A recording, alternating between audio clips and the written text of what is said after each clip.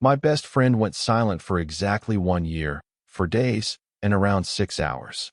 I know that number because I counted it the way other people count calories or steps, obsessively, uselessly, like counting could somehow explain what I'd done wrong. Then on a Tuesday night that started like every other forgettable Tuesday of that year, my phone buzzed once on the kitchen counter. Not a call, not a text, a voice note, 11 seconds long. Her name still saved in my phone as Mabel Cross. Do not panic. A joke contact name from years earlier that had stopped being funny the day she disappeared from my life without a single explanation. I stood there staring at that little waveform on my screen for almost a full minute before I could make myself press play. My name is Ethan Cole. I'm 33. I restore and build custom furniture out of a workshop behind my house outside Denver. And until that Tuesday night, I had convinced myself I was fine. Fine is a word people use when they've stopped checking whether it's true.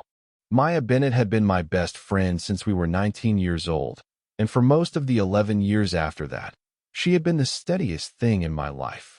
Steadier than my parents' marriage, which ended when I was 22. Steadier than any job I'd held before I started working with my hands instead of spreadsheets. Steadier than every relationship I'd ever tried to build with anyone else, because none of those relationships had survived contact with the fact that Maya always came first in every honest accounting of my life, even when I refused to say that sentence out loud. We met in a cramped university library during finals week, both of us fighting over the same power outlet, because neither laptop had any battery left and neither of us was willing to lose the argument. She won. She always won those kinds of arguments, not because she was louder, but because she made losing feel like your own idea. Somewhere around hour 3 of forced proximity and shared coffee, we stopped being strangers and started being something neither of us had a name for yet, and honestly, we never really found one. Best friend was the word we used because it was the only word available that didn't require either of us to be brave. For 11 years, that word did a lot of quiet, dishonest work. We talked almost every day. Not big dramatic phone calls, just the ordinary texture of two lives running alongside each other. She'd send me a photo of a badly parked car with 3 exclamation points. I'd send her a picture of a chair leg I was carving with a caption that just said, "This one's fighting me." We showed up for each other in the unglamorous ways that actually matter: hospital waiting rooms, moving days, the aftermath of breakups that were never quite as bad as the breakup with whatever we were. I dated other people. She dated other people. Every single time, it fell apart in roughly the same way, with the other person eventually asking some version of the same question. Are you sure there's nothing going on with Maya? Are you sure there's nothing going on with Ethan? I always said the same tired thing. She's my best friend. That's all. I said it so many times that I actually believed I was telling the truth, which is its own kind of quiet tragedy, the ability to lie to yourself so smoothly you forget you're doing it. Then, a little over a year before that voice note landed on my phone, Maya went quiet. Not slowly. Not with some gradual fading the way most friendships drift apart. She went quiet the way a light goes out, all at once, mid-sentence, no warning. It happened 3 days after my cousin's wedding, which is the detail I've turned over in my head more times than I can count, because I know that the wedding was where something shifted. I just didn't understand what, or how badly, until it was far too late to ask. The wedding was in a barn venue 2 hours outside the city, string lights and mason jars and a band that played mostly songs from 15 years earlier, because that's what the groom's father requested. Maya came as my +1, the way she always did, because at that point neither of us bothered inviting separate dates to family events anymore. It had simply stopped occurring to either of us. She wore a deep green dress that I remember more clearly than I remember most of my own relationships. And at some point during the reception, during a slow song neither of us planned to dance to, she looked at me across a table crowded with half-empty champagne glasses and said, "We should probably dance once, for appearances." I said something like, "Whose appearances?" And she said, "Mine, mostly." And I didn't ask what that meant because I was too busy standing up and offering my hand like it was the easiest decision I'd ever made. We danced. It wasn't dramatic. Nobody gasped. No relative pulled out a phone to record a moment that would later become evidence in some imagined trial.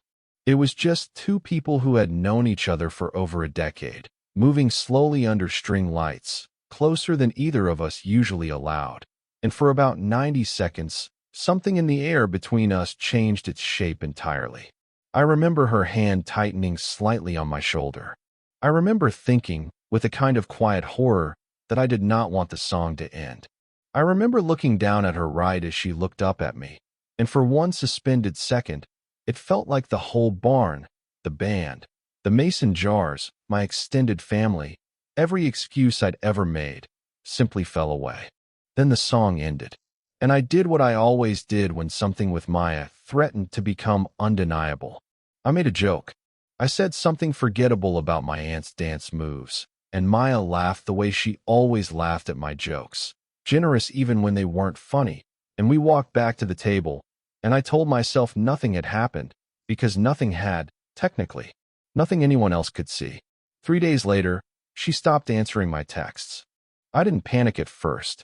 Maya went through periods of being swamped at work. She managed operations for a nonprofit that ran adult literacy programs across 3 counties, and sometimes a grant deadline would swallow her whole for a week at a time. I gave it a few days, then a week.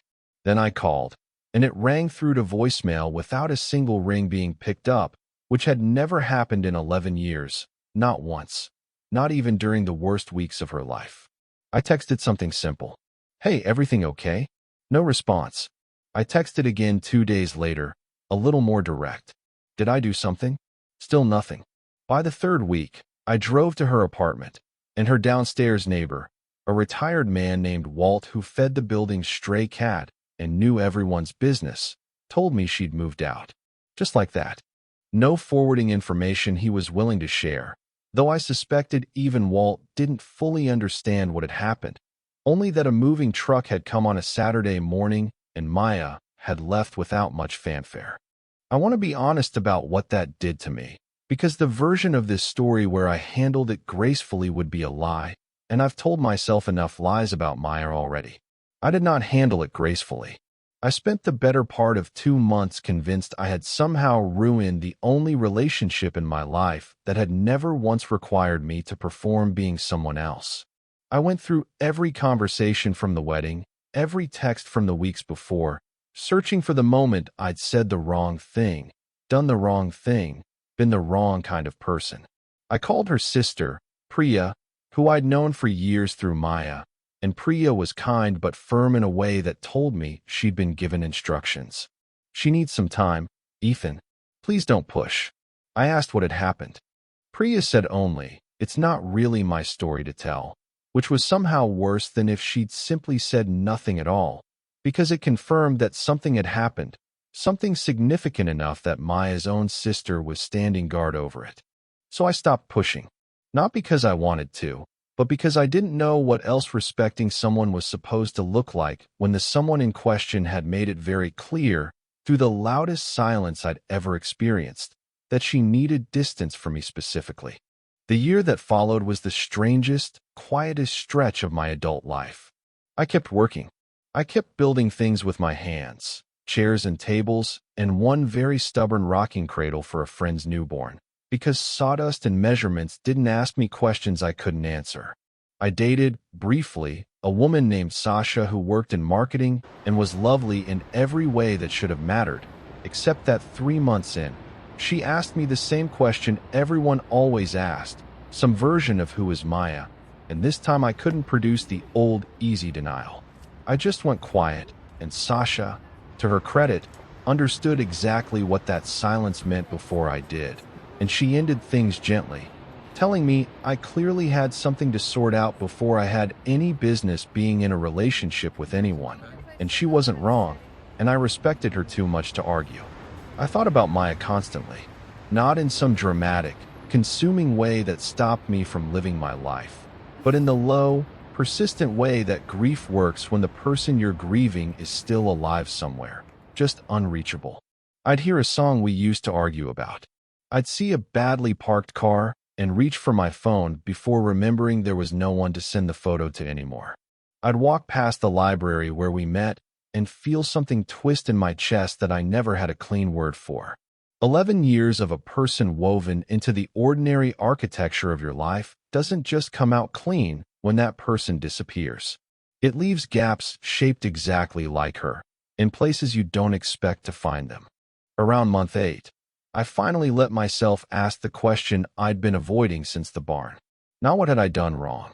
A different question. What if I had danced with her that night, at that wedding, and told her the truth instead of making a joke? What if 11 years of best friend had always been a word we used because the real word terrified us both? I didn't have anyone to test that question on, so I just carried it. The way you carry an object you're not ready to look at directly, tucked somewhere in a jacket pocket you keep meaning to empty. By month 10, I had mostly stopped checking my phone every time it buzzed, hoping for her name. Mostly. There's a difference between healing and simply getting tired of hurting the same way every day, and I think what I'd actually done was the second thing, not the first. Then came that Tuesday. It was an unremarkable evening. I'd spent the day finishing a walnut dining table for a client in Boulder, my hands smelling like tung oil, my back aching in the specific way that meant I'd been hunched over a sander for 6 hours straight. I made dinner, something simple, pasta with whatever vegetables hadn't gone bad yet, and I was standing at the kitchen counter scrolling through nothing in particular when my phone buzzed once against the granite. Mabel Cross, do not panic. I actually laughed out loud, a short, disbelieving sound, because for one absurd second I thought I'd imagined it. I hadn't. There it was, sitting in our old thread, silent for over a year, one new message. A voice note. 11 seconds. I stood there for a long time before I touched it. My hands, which had spent all day steady on a sander, were not steady anymore. Part of me wanted to call her immediately, skip the message entirely, hear her actual voice live instead of recorded, but some instinct told me that wasn't what she wanted, that if she'd wanted a call she would have called, and this careful, deliberate 11 seconds was its own kind of message before the message even started. I pressed play. Her voice came through, quieter than I remembered, a little rough at the edges like she'd recorded it more than once before settling on this version. Hi, she said. Just that, first, hi. Like 11 years and one silent year could be bridged with the smallest word available. Then a pause, long enough that I thought the recording had glitched. Then, I know I don't get to just show up in your messages after everything. I know that. But I need to tell you something. And I've been a coward about it for over a year, and I'm done being a coward. Can we talk? Not text. Actually talk. I'll explain everything, I promise. I just needed you to hear my voice first, so you'd know I'm not running anymore. 11 seconds. I played it 4 more times before I could make myself respond. I didn't call her back immediately, even though every instinct in my body wanted to. Something about the careful, deliberate way she'd built that message told me this needed to happen in person, on her terms, at her pace. After a year of silence, I still didn't understand. So I typed one line back. Yes. Whenever, wherever. I'm here. She responded within a minute, which told me she'd been sitting there, phone in hand, waiting to see if I'd even answer at all. Saturday? There's a coffee place near my new apartment.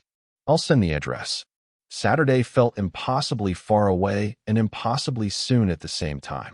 I spent the 4 days between that Tuesday and that Saturday doing everything I could to keep my hands busy and my mind quiet, which is to say I failed completely at both. I sanded a table that didn't need sanding. I reorganized my entire workshop, tools I hadn't touched in months suddenly needing new homes on the pegboard.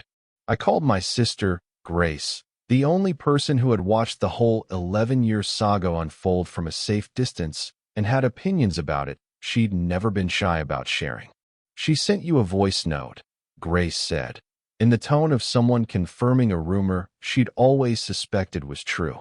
After a year, an actual voice note, not a text. 11 seconds, I said, like the number mattered, which somehow it did. Grace was quiet for a second. Ethan, I love you, but I need you to actually hear yourself. You've been in love with this woman since you were 19 years old, and you've spent a decade calling it something smaller because the real word scared you. Whatever she's about to tell you, I need you to actually show up as yourself this time. Not the safe version. Not the joke that deflects when things get too honest. Her. I told her she was wrong. I told her Maya and I had always just been friends, closer than most, sure, but friends. Grace laughed, not unkindly. The laugh of someone who has heard the same denial for 11 years and has simply stopped expecting it to change. Okay, she said. Keep telling yourself that on Saturday and see how far it gets you. She was right, obviously. She'd been right for years. I just hadn't been ready to let myself hear it. Saturday arrived gray and cool, early autumn settling into Denver the way it does, all sharp light and the smell of something ending. I got to the coffee place 15 minutes early because I couldn't stand waiting at home anymore, and I found a small table near the window, and I sat there watching the door like a man waiting for a verdict. Maya walked in at exactly the time she'd said she would, because some things about a person never change even after a year of silence, and punctuality was one of Maya's oldest, most stubborn habits. She looked different in small ways I cataloged instantly. Hair a few inches shorter, a thin white scar along her left forearm that hadn't been there before, a tiredness around her eyes that told me whatever had happened in that year had cost her more than distance. She stopped just inside the door when she saw me, and for a second neither of us moved, both of us just standing in the wreckage of 11 years and one impossible year, trying to figure out how to occupy the same room again. Hi, she said, echoing the voice note, like she genuinely didn't know what else to say first. Hi, I said back. You cut your hair. A small, surprised laugh escaped her, the kind of laugh that arrives before a person is ready to let themselves feel anything lighter than dread. That's what you lead with. A year of silence, and you want to talk about my hair. I have a lot of questions, I said. I'm starting with the safe one. She sat down across from me, wrapping both hands around the coffee she'd ordered before even reaching the table, like she needed something to hold on to. For a moment, neither of us spoke. The espresso machine hissed somewhere behind the counter. Somebody's toddler laughed too loudly near the door. Ordinary sounds surrounding a conversation that felt like anything but ordinary. I owe you the whole story, Maya said finally, staring down into her cup instead of at me. And I need you to let me get through it without interrupting, because if you interrupt, I might lose my nerve. And I've already lost my nerve about 600 times over the past year. Okay, I said. I'm listening. She took a breath, the kind that seems to gather up courage from somewhere deep in the chest, and she started to talk. You remember the wedding? She said. Not a question.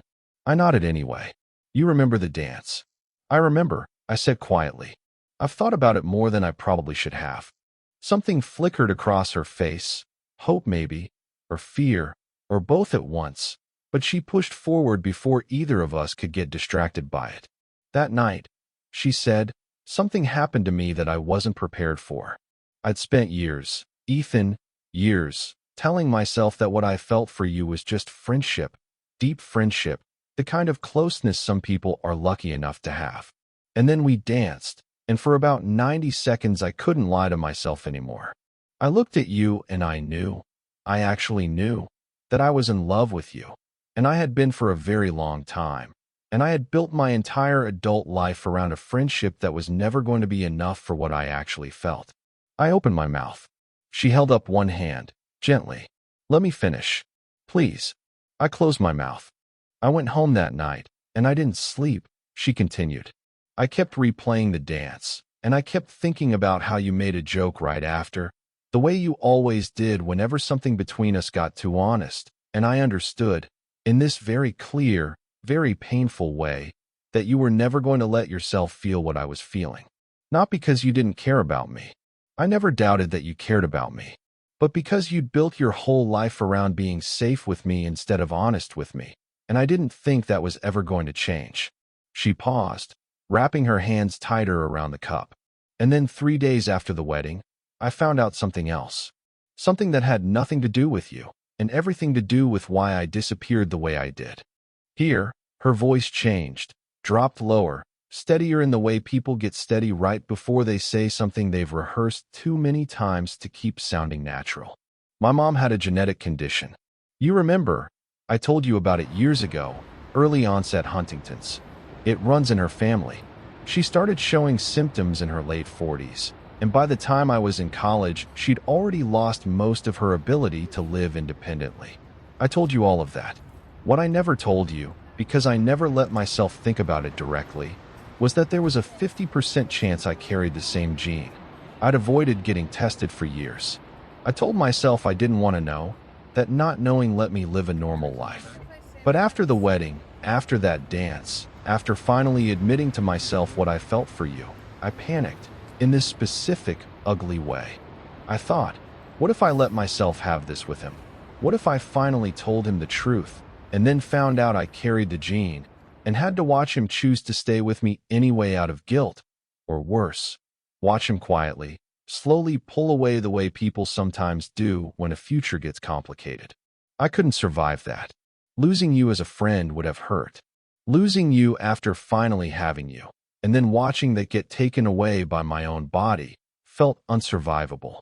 My chest had gone tight somewhere in the middle of that sentence, and I had to force myself to stay quiet, to let her finish, because she'd asked me to, and because some instinct told me she needed to get all of it out before either of us said another word. So 3 days after the wedding, she said, I got tested. And then I disappeared, because I couldn't face you until I knew, one way or another, what I was even offering you if I told you the truth about how I felt. I told my sister everything. I made her promise not to tell you anything beyond needing time. I moved apartments because staying in the old place, surrounded by things that reminded me of you, felt like torture I didn't have the strength for. I threw myself into work.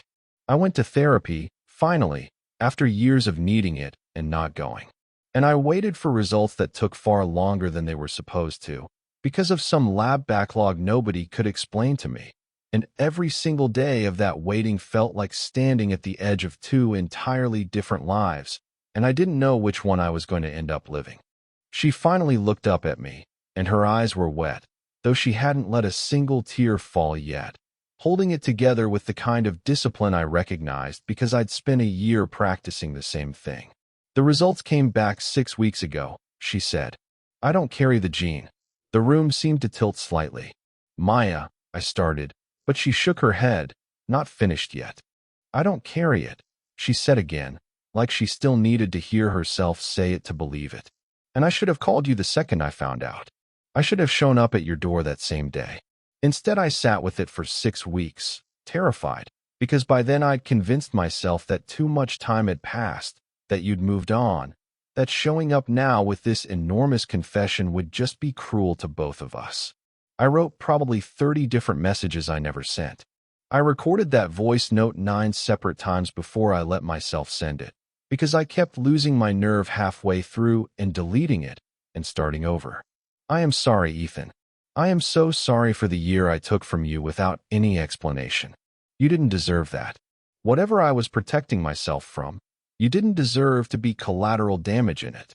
The coffee shop kept happening around us, the espresso machine, the toddler now quietly eating a muffin somewhere behind me, ordinary life continuing while my entire understanding of the past year rearranged itself in real time.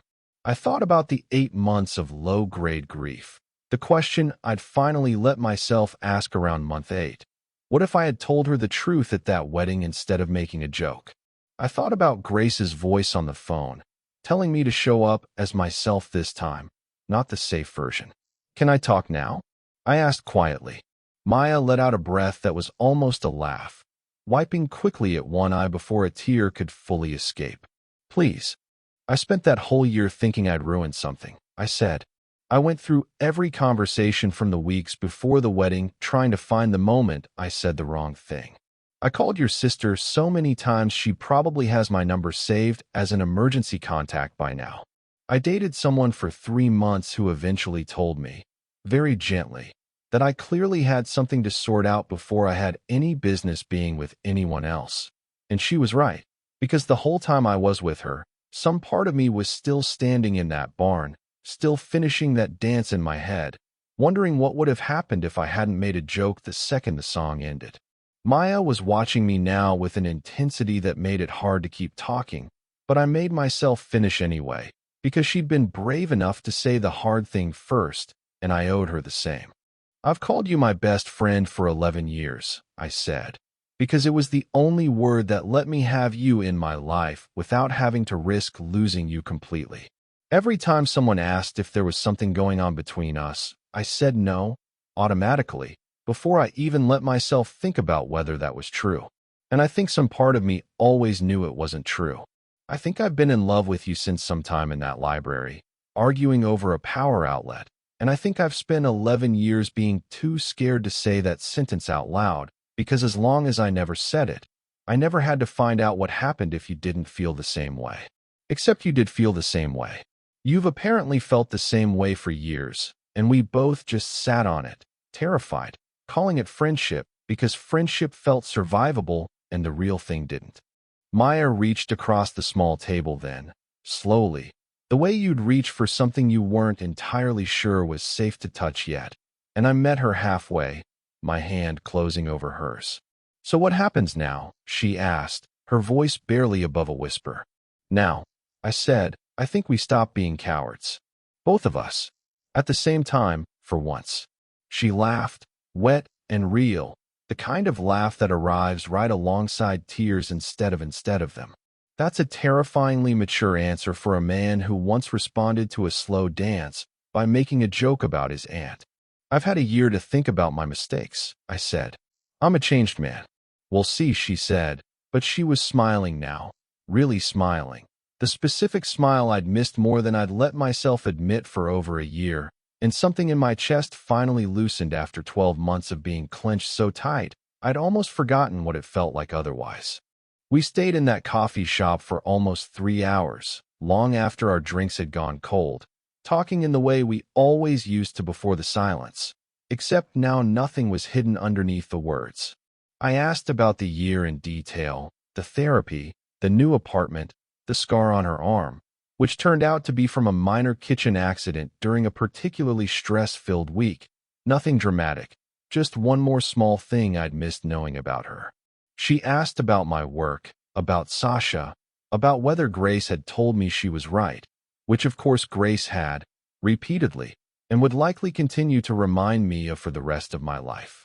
At one point, late into that conversation, Maya went quiet for a moment and then said, "I need you to know something. I'm not asking you to just erase the year and pick up exactly where we left off. I know that's not fair to ask, and honestly, I'm not sure I even trust myself to just jump into something enormous without being careful about it, after everything. I've spent a year learning how to be honest instead of scared, and I don't want to immediately undo that lesson by rushing into something before we've actually rebuilt trust."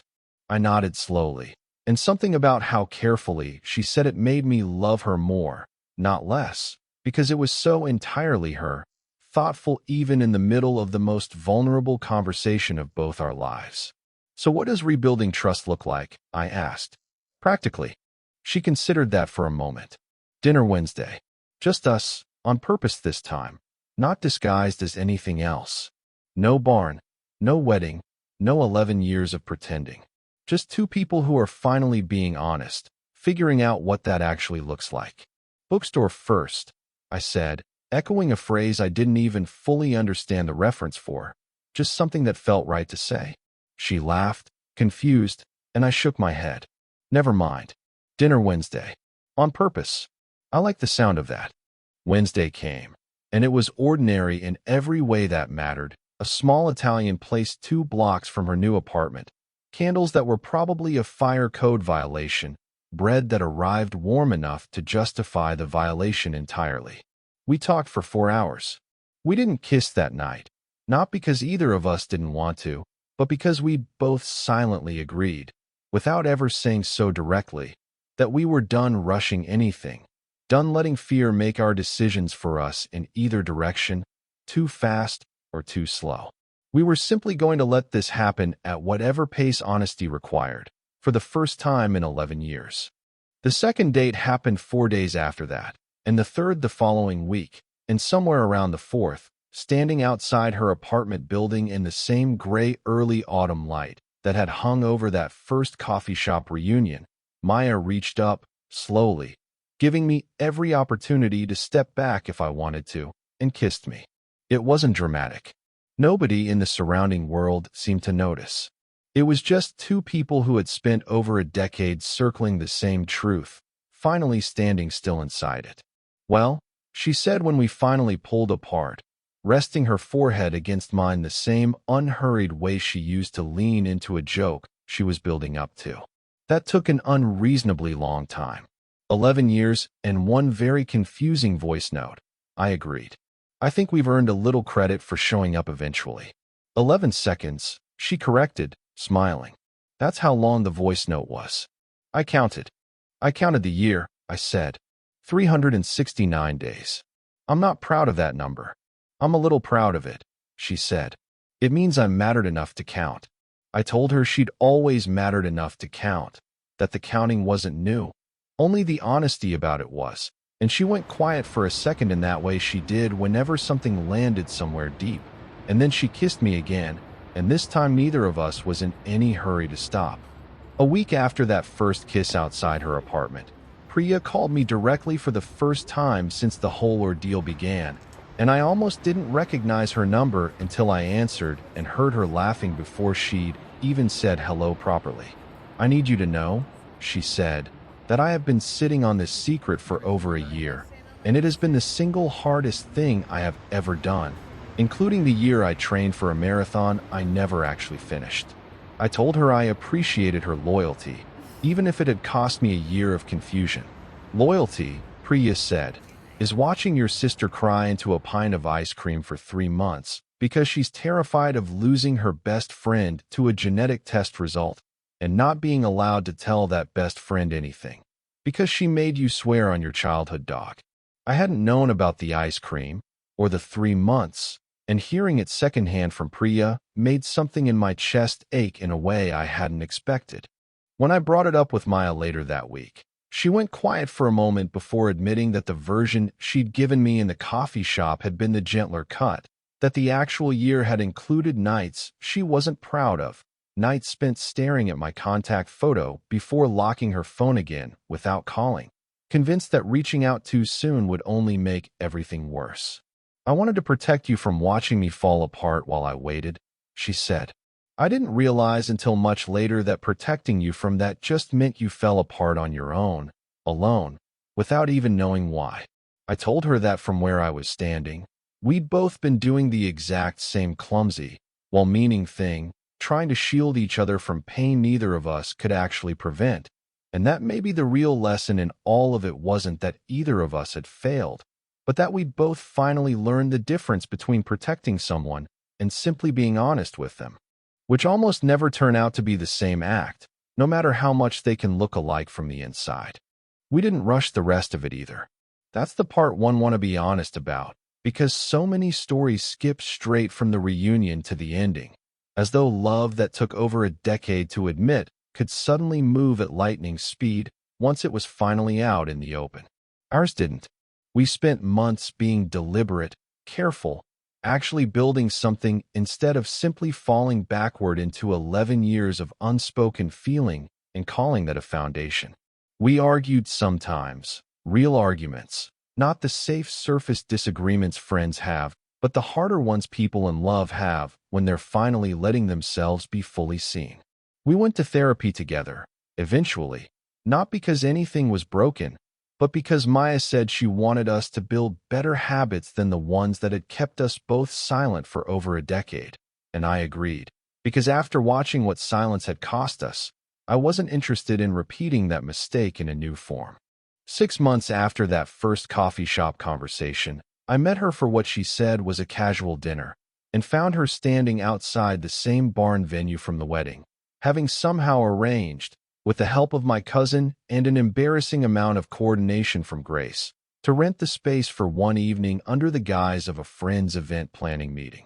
String lights were already on when I arrived, the same mason jars scattered along long wooden tables, though this time the barn was otherwise empty except for the two of us, and, apparently, a small speaker set up near where the band used to play.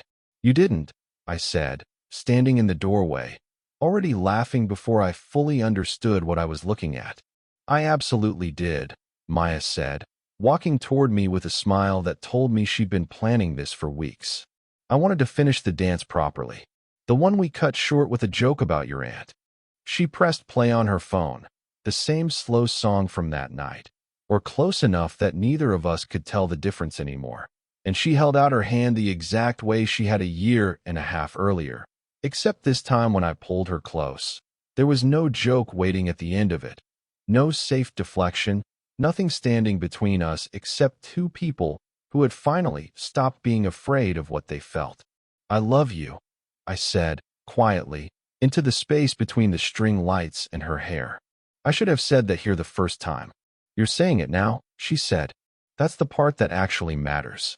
A year later, almost exactly to the day of that voice note, I asked her to marry me, not in some grand public spectacle, but in my workshop, surrounded by half-finished furniture and the smell of tung oil, because that felt more honest than anywhere else I could have chosen. I'd built her a small wooden box with brass corners, nothing fancy, just something my hands had made for her the way my hands made everything that mattered to me. And inside it sat a ring instead of the answer she was expecting when she opened it. She said yes before I even finished the sentence, then made me finish it anyway because, in her words, she wanted the whole embarrassing speech on record for our future kids to make fun of us with. I gave her the whole speech. Every embarrassing word of it, including an apology for every joke I'd ever made instead of telling her the truth, and a promise that I intended to spend the rest of my life not needing 11 seconds of courage to say the things that mattered, because I planned on saying them immediately, every single day, for as long as she'd let me. These days, when people ask how we ended up together after 11 years of insisting we were just friends, Maya usually tells the short version. She says, he made a joke at a wedding, and I disappeared for a year, and then I sent him one voice note. And I usually add the rest. 11 seconds. That's all it took to undo everything I'd spent a decade being too afraid to say. Sometimes at night, when the house is quiet and Maya's already asleep beside me, I think about that Tuesday, standing at my kitchen counter with pasta going cold, staring at a waveform on my phone screen like it might disappear if I looked away too soon. I think about how close I came to losing 11 years over silence that neither of us actually wanted, both of us so scared of the same truth that we let an entire year pass in the space where honesty should have lived instead. So here's what I keep coming back to. If your best friend went quiet on you tomorrow, no explanation, no warning, would you wait for them the way I waited for Maya? Would you let the silence teach you something true about what they meant to you? Or would you fill that silence with someone else before you ever let yourself find out?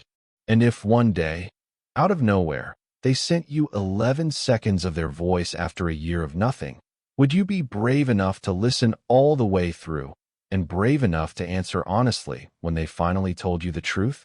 Tell me what you would have done in the comments. Tell me if you've ever had a friendship that was always something more, and whether you ever found the courage to say so out loud, or whether, like us, it took something as small and as terrifying as a single voice note to finally break the silence. If this one hit you the way I hope it did, leave a like, subscribe, and I'll see you in the next video.